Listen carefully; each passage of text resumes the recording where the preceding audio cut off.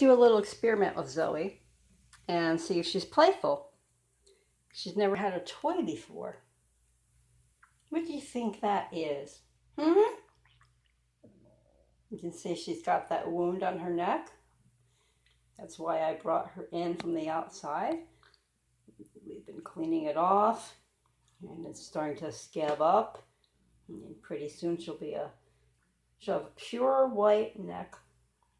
No trace of that injury there. What do you think?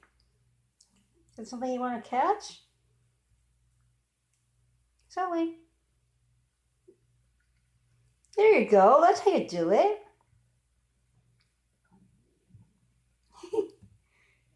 Yeah. She's purring.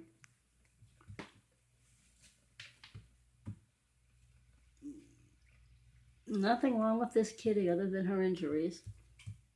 She's got her antibiotics and got her flea medicine.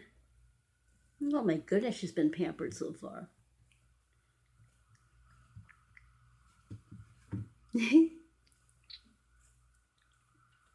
That's a happy cat.